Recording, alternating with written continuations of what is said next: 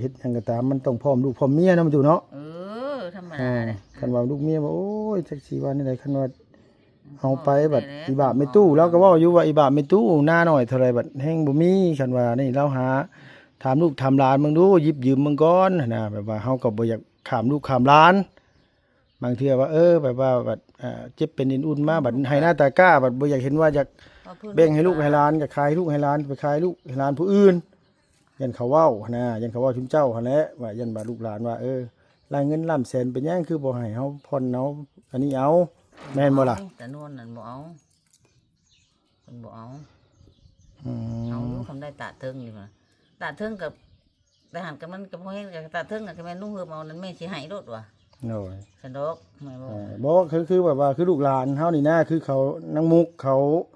นางถิ่นนางหยังสิเพิ่นบ่อยากได้บ่เอา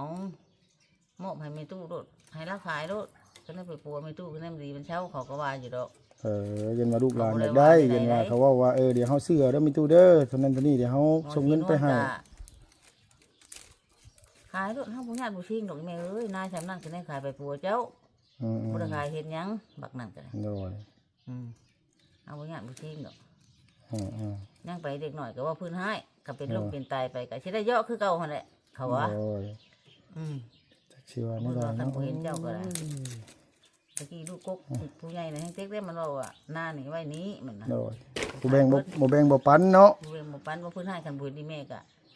หน้านี่ได้สิทำบุญทำทานนำลาวพอได้กินข้าวเจ๊ข้าวหยังลูกว่าผู้นั้น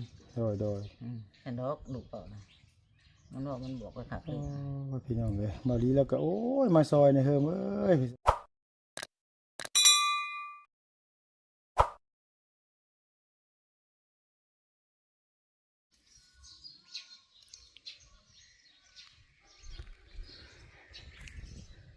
ไปทางใดล่ะพี่น้องเอ้ยเนาะ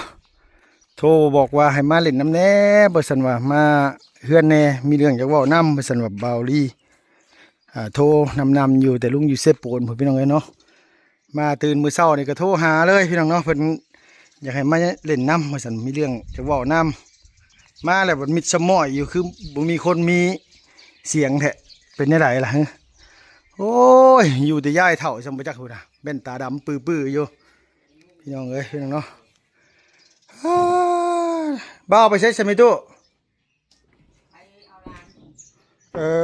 เพิ่นไปเอาหลานมาอยู่น้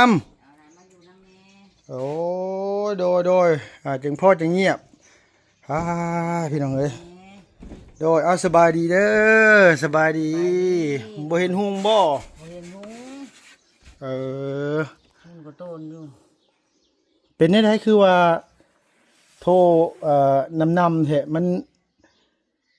มีเวียกมีงานไปซังคือว่ามีหนี้มีสินนี่แล้วลูกเอ้ยมาแต่ว่าหมอกหมดเงิน3-4 ล้านพุ่นแล้วแม่บ่มีหยัง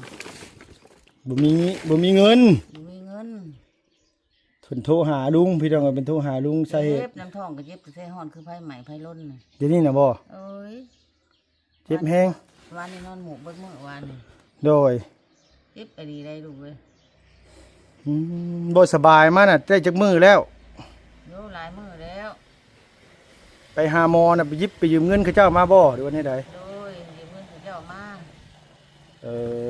เพิ่นออกหลอกออกเบี้ยอยู่บ่แม่ตู้หรือว่าบ่ได้ออกเพิ่นก็บ่ได้ออกแต่บ่มีเงินคืนเพิ่นทุกอย่างบ่มีเงินคืนแหละพอดีว่าแม่ตู้เรา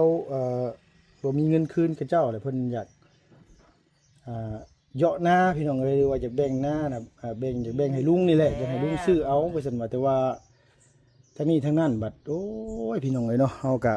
ขาดเขินคือกันเฮาก็บ่มีคือกันบาดที่นี่จักสิว่าแนวใดเจ้าสิแบ่งลายปานน้อยปานใดซำใดนั่นน่ะเอาเอ้ยน้องตัวเองเอานั่นก็ได้เบิดเครื่องทึงนี่สิเอาอยู่ดอกเห็นกันบ่คำลุงเฮิมเอานั่นสิให้เพิ่นอยู่ว่ะโดยเฮ็ดได้บ่มีสิได้ใช้นี่ใช้ชีนหมู่นี่แหละลูกเอ้ยตานี่ได้ตากับเวนหุงบัวพญาแดกก็สิได้พาไปเฮ็ดตาอีกว่ะลูกน่ะเฮาก็อยากซอยเจ้าอยู่มีตู้แต่เฮาก็บ่มีเดี๋ยวนี้โอ้จักสิว่านี่ปรึกษากับแม่น้องนี่ก็เราว่าอยากซอยมีตู้อยู่แต่ว่าหั่นเฮาก็บ่มีแล้วว่าจะไปซื้อก็คันสมมุติว่าไปซื้อเด้เจ็บเป็นอุ่นมาได้สิเอาเงินใช้ไปรักษาตัวเองแล้วว่า แล้วบัดนี้เนี่ยก็เลยอันว่า ลูกก็หาเต็มที่มันก็ได้กับพวกกับภาพอยู่ โดยบ่ดีแล้วก็โทรแล้วโทรอีกเป็นผีก็บ่ได้อยู่แล้วว่าไปหาก้านเฮ็ดก้านหอนมาขาย แค่เคียนแข่งไปจัง โดย ไปพันได้ท่านอย่างก็เล่นมากคือนิ่งแม่ โดยเราอยากแบ่งนะไว้ให้คันคนอื่นก็บ่อยากขายให้อยากขายให้แต่ลูกนี่ อืม เป็นจังได๋คือว่าจะขายให้เฮาคือว่าคนอื่นคือบ่อยากขาย ขายให้ได้ให้นั่นนี่แหละ อยากให้มีให้ได้น้ำหมู่ ให้ได้น้ำหมูนี่แหละ ได้เงินก็หายากพี่น้องเอ้ยซุมื้อนี้ก็เงินก็ ได้นี่แหละดู อ่าจักสิว่าได้ใดเงินขายรถนี่ก็เอามาใช้แต่ละเดือนแต่ละนี่ซื้อดินดอนตอนหญ้าแน่เฮาก็ไปซื้อกันว่าอยู่ทั้งมันผู้เมืองเซโปนพุ่นน้ำแน่แหละบัดนี้แบบเงินมันเหลือหน่อยแต่แม่นี่แล้วว่าโอ้ยจักสิเฮ็ดได้ใดซอยไม่ตู้จักสิซอยได้ใดแล้วคันว่ามีพอให้เราหยิบได้ยืมพอได้ไปใช้หนี้ใช้สินหมู่คันว่า เก็บน้ำ แล้วดีแล้วเศร้า ไปตรวจเบิ่งในหมอน้อยนี้ว่ะ เอ เก็บ อ เราพูดไทยกะจนชันบืน บ่ได้เป็นเลือดเป็นหยังบ่ท่า โอ้ บ่ได้เป็นหยังแต่ว่าหันเจ็บ มันเจ็บมันเป็นขี่แก่นะคันว่าได้ก็ได้ โดย ถ้ายากจนชันบืนเนี่ย มันเว้าง่ายว่าขอโทษนำเว้าง่ายว่าท้องเฮามันหลายมื้อจังทายเทื่อนึงสิเนาะ แม่ ท้องผุว่าง่ายซะพี่น้องเอ้ยแล้วบัดนี้มันเฮ็ดให้ ยากอันนี้ดอก อันนี้เจ้าบ่ได้ซื้อยามากินบ่ยาระบาย ใช่แล้วนั่นน่ะลูกไปติดหนีเอากินนี่ เออเฮ้ยเนาะจักสิว่าแนวใดพี่น้องเอ้ยคันสิแวะสิแบ่งขายนะแม่ตู้อยากแบ่งขายเท่าใดเผื่อว่ามีคนอื่นเขาอยากอยากซื้อไว้ เพิ่นว่าว่าแสนหนึงลูกว่านะ แสนบาทในเนาะ แสนหนึงผัดตุยให้ใหญ่ฮอดพุ่นบัดนี้อีนานวลนั่นให้เทิงนี่ของใครล่ะวะบ่ว่าคันว่าลุงเฮิมเอากูสิให้มันโลดว่าให้เทิงพี่ก็กูสิให้มันโลดไปพุ่นโลดว่า โดย อันลุงเฮิมเอาว่านะ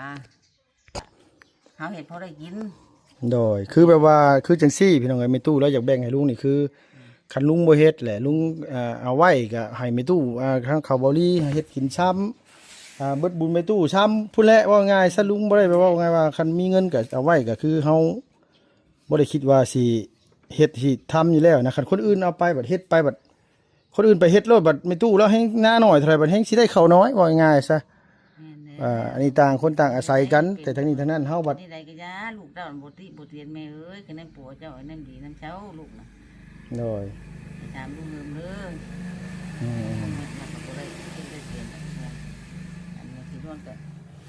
หายโลกว่าบ่ให้บ่เครียดดอกคือนั่นปัวไอ้แม่มันน่ะ โดย ลูกไป ถามมึงเบิดทุกคนนะบ่ลูกเต้าลูกหลาน เบิดแล้ว เอ ออกกัน อ เบิดแล้ว คือตอนนี้เนี่ยไข้ๆขึ้นในระบบหรือว่าในร่างกายเจ้าน่ะ ก็บ่ไข้วันนี้น่ะก็หายใจก็เจ็บน้ำท้องน่ะเจ็บน้ำท้องก็เจ็บหัวพร้อมได้ เออเลือดน่ะมันเจ้าใส่จักถุงเลือดน่ะตอนนั้นน่ะ ใส่ถุงหนึง เพิ่นว่าว่าในได้เลือดขาดเลือดซำใดค่ะแบบใด มีแต่5%พุ่นน่ะ เลือด 5% เลย เออ ใส่ไปอีก2ถุงก็ใส่บ่ได้ มั มัน นแค่มาขลังพุ่นน่ะ มันเมาง่ายเลือดนั่นว่ามันนี่โพดมันสิเพ่มาขลัง แพ้มาขลัง เท่าแหละติ แม่นี่มาขลังก็มี โดย กระเพาะก็มี โดย ความดันอีก เจ็บอย่าเจ็บกระเพาะอันแหละเฮาว่า เจ็บกระเพาะบ่ได้ว่าเจ็บหยังมึง โดย เอ๊ะบ่ได้ อ่า บ่ได้เนี่ยจนกินข้าวจนบ่ได้พุ่นใด โดย จนบ่อยากฮอดข้าวฮอดน้ำได้ โดย คันได้มันขึ้นได้เจ็บมาได้ก็นอนเงียงไข้เพเบิดมื้อเบิดคืนน่ะ อืม น้ำหมากอันนี้ได้ โดยเฮาก็อุกใจอยู่เฮาก็โอ้ยแมวดีโทรหาลงมาในเฮิมเอ้ยบ่ซั่นว่าลงมาซอยกูแน่เพิ่นว่ามาซอยเบิ่งในตู้แน่เฮาก็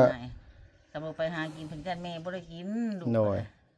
เฮาก็มีอยู่เบิ่งแน่บ่ใช่ว่าเงินสิซื้ออันว่ายาอันสบู่มาชุก็บ่มีซอยแน่เพิ่นว่าโอ้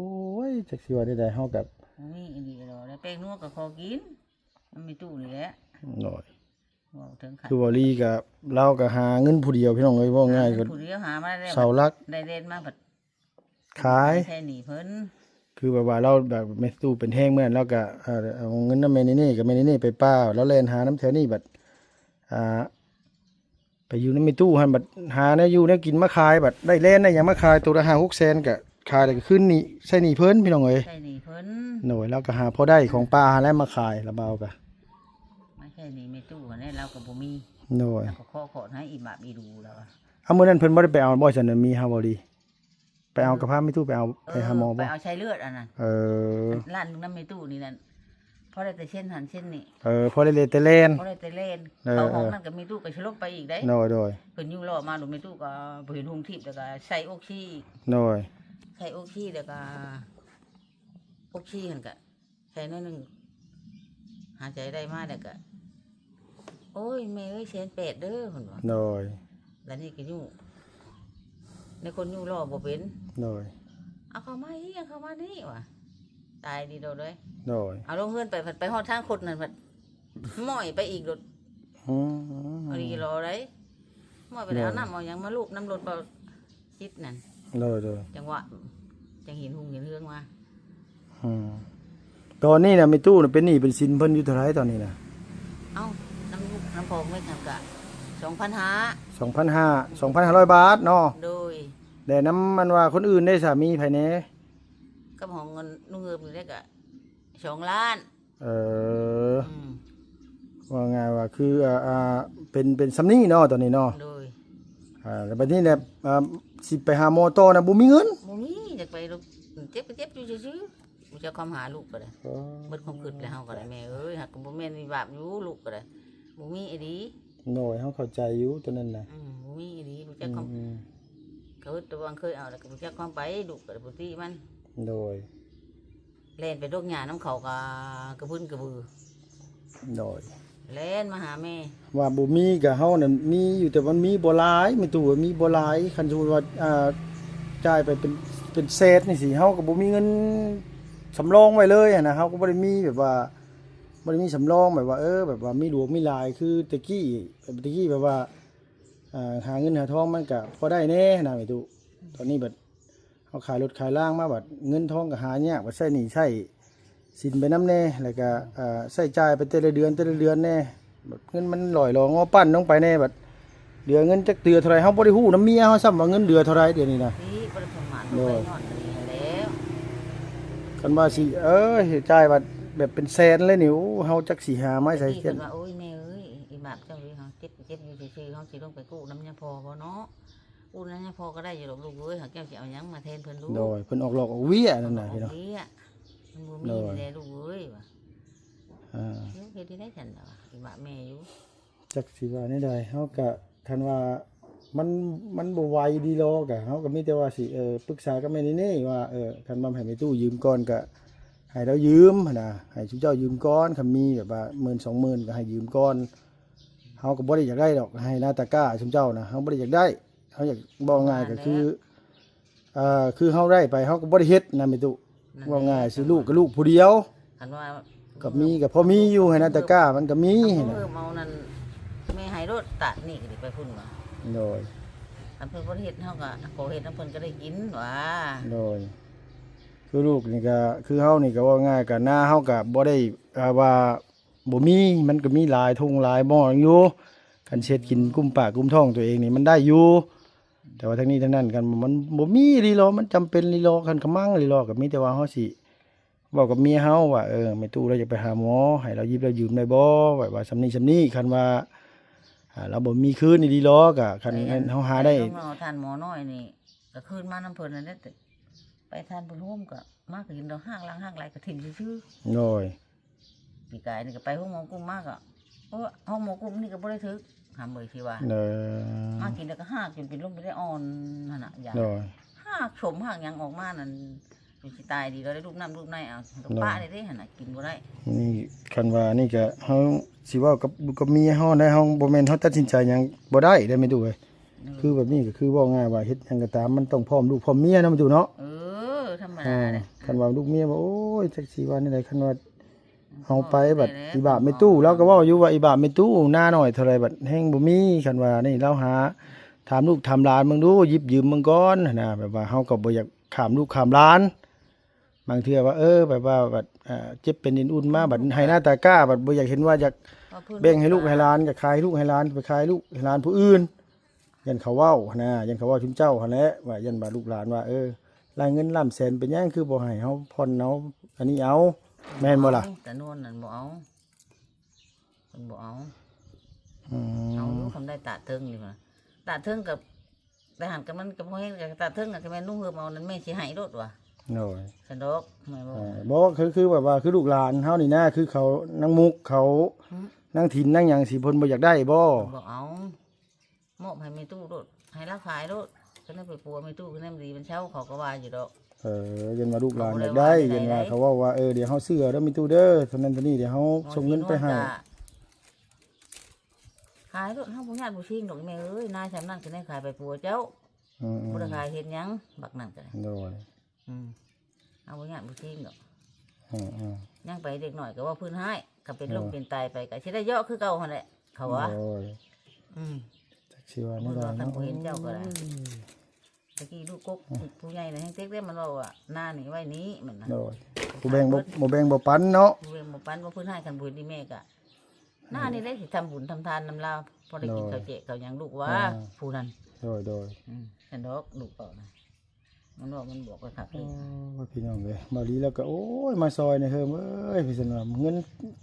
50,000ก็บ่ติดกระเป๋าว่าซั่นว่าพอได้ซื้อยาให้ตู้แม่ก็บ่มีดีหรอว่าซั่นว่า มีไหน โอ้ยพี่น้องเวลาบ่มีก็บ่มีอืม ลูกกับพ่อห้างพ่อใหม่ดุบุญพมาดแล้วก็ชื่อยาอันนี้ยาแก้วสองเต้ามาให้แล้วก็ โดย บ่มี คือสิแลพี่น้องเอ้ยเพิ่นโทรมาเพิ่นว่าให้สิไปเอาร้านแล้วก็สิไปชวนลุงเข้าป่าไปหายามแห้วแลนเพื่อไล่มาพอได้ขายนะแล้วว่าไปเป็นหมู่แน่แล้วก็เจ็บแข้งแล้วแน่แล้วก็ ก็บ่ได้อยู่แพ้เคียนไปว่า โดย ยันว่าอยากให้มีอยู่มีกินโอ้ยคันไปหาหมอนี่คิดว่าสิเบิดประมาณเท่าไหร่คิดว่านะ มันไปท่านหมอน้อยมันไปรุ่นน้ำหนังนี่นั่นก็ล้าน300,000 ด้านปลาย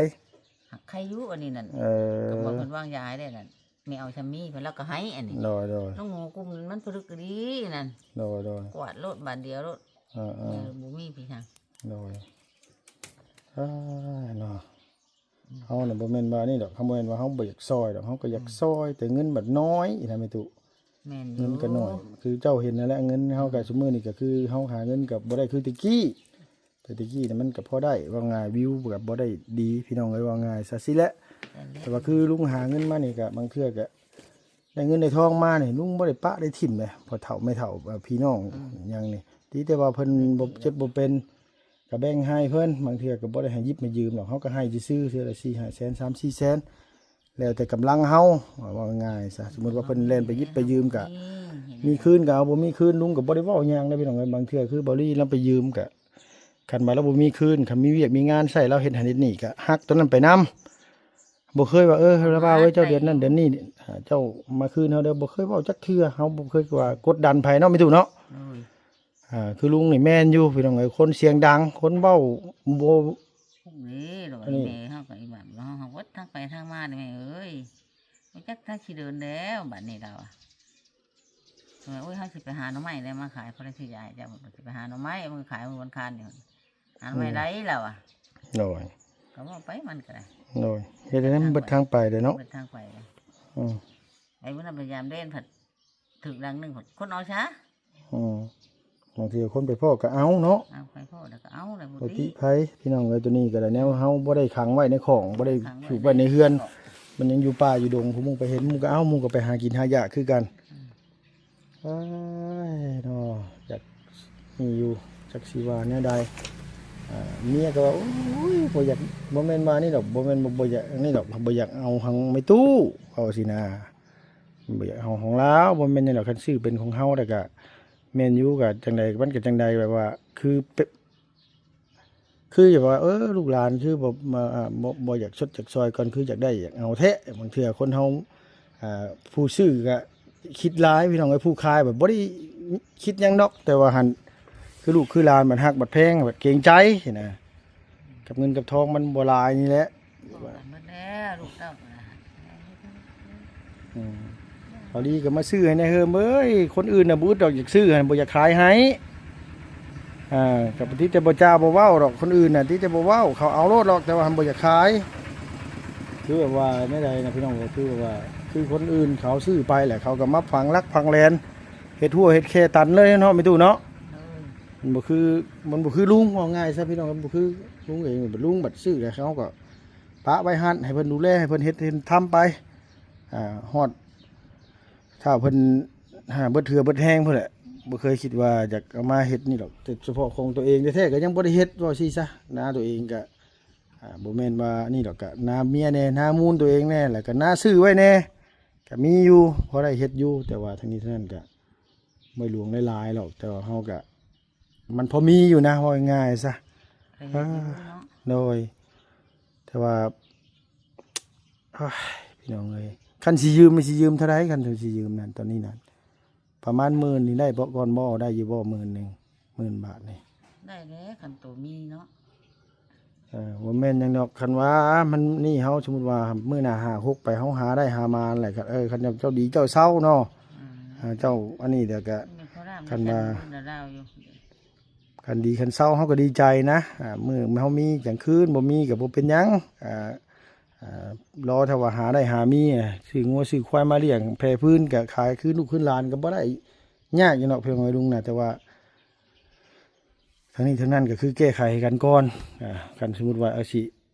ซื้อหน้าเราก็เฮาบัดบ่มีจ่ายเราบาทเดียวจักสิว่าได้เฮาก็ได้ มีนี่แหล้วไปก็ได้เนาะ ใครก็บ่มียากแต่มันบ่มีแหละครับมันมีมันบ่ยากหรอกเฮาน่ะให้ยืมซื้อเป็นแสนก็ให้ได้นะเฮาบ่ยากจักดิแต่ว่า คนแล้วกับผูกกับภาพอยู่ โดย จ้ากันหาแรงหาง่ายเพลงน่ะเพลงในพื้นบัวปัวพี่แล้วว่ามันเก่งอยู่ได้ เก่งเฮายอมรับอยู่นะบ่าวเราเก่ง ดีรอได้มันหา สุขสนดีเหรอ หา เรา แรงหาง่ายกันไป เรา ได้ ว่าอยู่ ได้ พอเพิ่นว่าคิดจะเล่นแซ่เล่นซาวก็บ่ได้คิดเห็นภัยคิดเห็นแต่แม่ยันมาได้ยันบ่ถูกกับแม่บ่ถูกต้องกันแม่เฮาบัดเป็นแบบนี้ยันแม่เว้าแม่จมยันลูกยันเมียรับบ่ได้ยันผิดเถียงกันเราบ่เอาดีกว่า คิดเห็น น้ำชามันก็บ่ได้ทนดอก หน่อยเชื่อนี่ได้เนาะโอ้ยพี่น้องเอ้ยลุงก็บ่มีแต่ว่าเฮาก็สิรอเงินเดือนออกวันที่22 23นี่ก็บ่ได้หลายไม่ตู้เอ้ยเดือนเมื่อกี้นี่บ่ได้เงินฮอด 20,000 บาทได้เงิน 17,800 บาทเฉพาะค่าอยู่ค่ากินเฮาก็บ่ได้นี่หรอกเฮาก็บืนใส่บืนนี่ดีแล้วบ่ได้อยู่กับลูกกับเมียก็ยังบ่ได้อยู่เวลามันหาบ่ได้ก็บ่ได้ดีได้ไม่ตู้เอ้ยหาเงินก็ได้ บัตรวิวขึ้นเนาะ น้อยบัดเพิ่นบ่เบิ่งบ่ชมให้ก็คือว่าหั่นแหละเฮาก็อยากชดอยากซอยชุดแต่อยากซอยบ่ดีโทรหาเฮาก็จะนอนบ่หลับโอ้ยเฮ็ดได้เด้ป่ะสิลงมาแต่มื้อนั้นพุ่นก็ แล้วก็ว่าต้องไปกู้คนนำเนี่ยกู้ยาชาคนนี้เนาะ น้อย กู้ยาชาเต็กแล้วดูเลย อืม อาจจะพาเจ้าไปกวดทานหมอน้อยมัน น้อย กวดมันกวดคักถ้าเห็นเขาขี่คู่ก้อนได้ แม่นอยู่คันว่าเพิ่นนี่ ทานหมอน้อย เป็นนั่นเป็นนี่แม่เฮาเว้าถูกเรียกแล้วตอนนั้นก็ไปตรวจน้ำเพิ่นก็เพิ่นบอกว่าเป็นโรคตับระยะมันก็ระยะท้ายๆแล้วแล้วก็แม่น เจ็บนี่กว่าพี่เจ็บหัวชดกลางรังพี่ มันเจ็บแล้วมันนี่ เจ็บนะ โอ้ยตู่เอ้ยเนาะ เจ็บ ชวนให้ได้เฮาก็ได้ วันนี้นอนคุดนอนเอาแพ้พุ่มยังเบิดมื้อห้องนูตอดหมกแล้วก็ตบแพ้2 ว่าแล้วก็มาเคียนน้ำท้องนี่ อืม แล้วก็เจ็บน้ำหัวขึ้นหัวแล้วก็ ก็บ่มีพี่น้องลุงก็โอ้ยบัดเวลาบ่มีก็บ่มีลีรอได้เวลาคนเฮาบ่มีก็ได้เงินก็บ่ได้กดเลยนี่มาเพราะว่า เนาะเห็นนี่ได้ โดยมีแต่ว่าเมื่อเฮือนสิเอาน้ำแม่นี่แล้วมาให้จักบ่รู้ว่าเพิ่นมีบ่เมื่อวานนี่เพิ่นข้ามไปไทยแล้วก็เงินเดือนผัวบ่ทันได้ออกแล้วก็แม่นี่มันก็บ่ได้เฮ็ดหยังอยู่เฮือนซื่อๆใช้น้ำลูกน้ำผัวเขาก็พอเขาก็ได้บ่ได้ว่าหาเงินหาทองเก่งเฮาก็หาผู้เดียวเฮาเนาะไม่ถูกเนาะ โดย โอ้ยพี่น้องเอ้ยเมื่อยเด้จักชดจักซอยอยู่คันไปหาหมอนี่ก็ประมาณ 2-3 ล้านนี่ก็ได้อยู่แล้วเนาะไม่ถูกเนาะ3 ล้าน4 ล้านเนาะกันไว้เนาะเผื่อไว้เนาะ โดย พี่น้องเอ้ย ยากร้องเบอร์เพิ่นก็มีเพิ่นเอาเบอร์ยังให้ได้มาเลยจะถูกจัดการจุดเจือบ่มานะเพิ่นก็ ก็ยังถือว่าดีขึ้นไข้แน่ขึ้นแน่ ใครได้คืนมาถึงแต่มาเป็นปีนี่แต่ถึงพอแต่ปีกายนี่ โดยตั้งแต่ปีกายนี่พี่น้องเอ้ยจำได้ลุงต้องจำได้ตั้งแต่ปีกายนี่แล้วไปหมอกลุ่มเสเลือดแต่ปีกายนี่ฮอดปีมาแล้วปีกายนี่น่ะเป็นปีกายนี่เป็นบ่ไม่ตุเป็นเนาะปีกายเนาะ เป็นแล้ว ปีซื้อน่ะบ่ได้เป็นเนาะตกยามนี่มาน่ะเป็นตลอดพี่น้องเอ้ยแล้วน่ะมันฮอดกำหนดมันแหละมันฮอด อันนี้นั่นไปกวดนั่นเลือดแม่นี่มีแต่5%บัดนี้เราเพิ่นลดใช้ให้ ถุงเดียว ถุงนึงล้านเป็ด โดย คันว่าใส่2ถุงบ่ได้เนาะมัน บ่ได้ มันแพ้ไต มันแพ้ไตเพิ่น เอ ว่า อ แม่นี่ แพ้ มี มะ หลา ไข ย ลั โร ง ค เออ แม่นี่มีหลายโรคมะขลังพร้อมเพิ่นว่า โดยมากับมาฮอดกลางคืนบ่ได้แวะซื้อหยังมาฝากเลยเฮาก็ได้กับอีกอย่างก็เรื่องปัจจัยเงินทองไงเดี๋ยวว่าขอโทษนํพี่น้องเอ้ยมาแต่มื้อคืนมาก็บ่เสียงขอมานำบ่เสียงซ้ํลุงก็เพราะว่าเฮาขึ้นไปก็คือเว้าหั่นแหละมันจังว่ามันบ่มีจังว่ามันเบิดก็เบิดอีหลีรอเด้อ แล้วอีบ้าพูดดูเด่น แล้วก็ไปหาเอาร้านสิไปยำให้เล่นเนี่ยผมมีคนอยู่น้ำแม่เราไปรับร้านมาเผาแม่ก่อนเราว่ะมาดีก็ได้โอ้ยเนาะมีแต่ว่าเฮาสิเมื่อถามเมียเฮาหั่นแหละว่าเพิ่นพอได้มีแบ่งให้มีตู้บ่คันว่าอันนี้ก็ให้เรายืมก่อนพี่น้องเอ้ยเนาะว่าอันนี้คันซอยได้ก็อยากซอยเลยลุงก็เต็มที่เลยละพี่น้องเลยเนาะสุดๆเลยละ แล้วช่วยกินนะอีไรบ่ได้บ่มีนี่ เอา เด้ ไว้ เนาะ ว่า อันนี้เราได้แม่บ่ได้คงเป็นคนได้กับมันเจ็บตึงตักฮ้อนก็พื้นก็ไฟก็ขออนุญาตนำจนแก้บ่ฉงบ่เชื่อ อืม ตุกแพ้แล้วก็เคียนไว้น้ำท้องนี่ โดยมันออกข้อนออกล้น เอาฮ้อนหนองล้นฮ้อนคือพื้นคือไฟนี่ โดย หัวก็คือไข่กับแพ้ปกเบิดคืนนี่ก็นะ อืม แพ้ก็บ่ได้ขาดตกอยู่ที่ได้2 โด วัน ยโดย เคียนอยู่เสียโลเลย เปียกเป๊ะๆอยู่แพ้กันเลย เตะเลยเด้ ห่อนแห้ง ฮ้อนแห้ง เฮ้ย ที่ เนาะ มันหนังนี่แหละ นี่อะไรก็มีแต่ว่าเขาได้ลงมาอะไรก็สิปรึกษากับลูกกับเมียเนี่ยไม่ตู่เด้อ เลย กันว่าเนี่ยเขาสิออกไปเบิ่งพี่น้องเลยเบิ่งหยังเบิ่งไหหน้าตาก้าหั่นแหละบ่แม่นว่าหยังดอกคือคันสิให้ผู้อื่นซื้อก็คือลุงเว้าหั่นแหละพี่น้องเอ้ยคันว่าเฮาอันนี้ก็ยกขอคือกันแล้วเฮาก็ขอรุดขอผ่อนเอาคือกันแล้วขอผ่อนเอาเฮ็ดได้เดือนละ 20,000 30,000ก็ว่าไป เอาไป โดยเห็นได้มันบ่มีคันว่าจำเป็นเนี่ยจังไปเอากับบ่เป็นหยังคันว่าอันนี้นะคันว่าแบบจักสิว่านี่ได้พี่น้องเนาะเฮาก็เว้าง่ายก็สมมุติว่าเอาให้เป็นก้อนน่ะมีอยู่ว่าเป็นก้อนกับมีพอดีเลยนะมันบ่มีบ่ขาดบ่เกิน มีบ่หลาย มันมีบ่หลายได้ไม่รู้เด้นะเฮาก็สุดแต่ว่าอันนี้แม่นอยู่พี่น้องบางคนว่าโอ้เงินขายรถคือ 6-7 แสนสิว่าแม่นเฮาขายก็ขายอยู่ขายแต่ปีที่แล้วเงินทองเฮาบัดหาบ่ได้บิออกใช้จ่ายแต่ละเดือนนำแน่เนาะไม่ตู้เนาะ เลย กับอีกอย่างเหมือนเฮาบัดไปซื้อที่ดินไว้อยู่เซโปนนำแน่ตอนนั้นก็ได้ย้อนบ่าหยังคิดว่าบ่มีปัญญาซื้อแล้วรถใหม่นี่คือเขานี่ก็เลยซื้อไว้ว่าเพื่อหา6ไปเพื่อมันเจริญขึ้นแล้วพอได้บิได้แบ่งขายกินยามมันเฒ่าเฮาก็ได้แม่นบ่ล่ะ เลย ซื้อไว้นะก็มันก็เบิดไปน้ำนะพี่น้องเอ้ยเงินทองก็ได้มันก็ลอยหลองงอปั้นไปคือการไผก็ได้เอาบ่มีอย่างไรเด้อเฮามาก็มีแต่ว่าจักหน่อยเฮาสิมือเฮือนแหละเฮาสิถามอันนี้กันว่านั่นก็สิไม่ ตามกัน ให้ซื้อยากินนี่แหละ1 แสน2 แสนนี่แหละก่อนเฮ็ดได้มันบ่มีไผก็ได้ นี่เห็น โดยเงินดำเงินเดือนออกเดี๋ยวจังว่ากันเงินดำเงินเดือนออกไปก็เฮาสิบิสิเคาะให้ยืมเนาะไม่ตู้ไว้เฮาก็ได้จำเป็นนั่นได้ไผก็ได้เนาะไม่ตู้เราจักสิเล่นหาไผคิดหาลูกหาหลานก็ลูกหลานเขาก็บ่ได้มีพี่น้องเอ้ยคันบ่ลุงบ่ซอยนี่จักไปสิซอย ผู้นั้นก็บ่ได้มีหยังอีก โดย บ่มี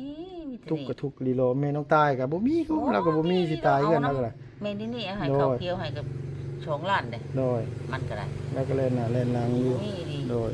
อันนี้เพิ่นเอาน้ำปลาอ่อนอีกกัน เจ้า คลำหยังอยู่บ่ได้คลำหยังกินหยังคลำหยังเพิ่นบอกให้คลำหยังแน่ปูปลาหน้าน้ำ ว่าจำกินปลานิ้นลูกว่ามาแม่เพิ่นแทะแจ่วขี้แต่สีก็ตำก็ย่านอยู่หรอกบ่ได้ว่าจำพอมึงดอกชุยนั่นแหละคันว่าผิดปลานิ้นจะผิดบ่แม่นได้มันต้องขึ้นน้ำท้องนี่แหละ โดยบ่แม่นดอก บ่แม่นเด้ เป็นต้มปลานิ่มดอกจำก็บ่ได้ติดแต่นั่นเพราะว่ากระบวนดอก โดย ว่าพิษขี่มันแล้วไอ้แม่นะฮะ เออโดย ไม่มากว่ะ โอเคเดี๋ยวมื้อเฮือนก่อนเด้อเชิญตู้เด้อจักหน่อยเฮาสิมาหาใหม่จักหน่อยนั่นแหละสิมาพอดีปรีเพิ่นกลับมาพอดีแหละโอเคฉันเอาสบายดีเด้อซั่นเด้อ ไปดิ โดยโอ้ยพี่น้องเอ้ยผู้ใดบ่อยากเฮ็ดบุญเฮ็ดทานนำในตู้บ่หาเงินค่าหืดค่ายาพอได้เราไปหาแพทย์หาหมอพอได้เป็นขู่เป็นคนมานมา มาแน่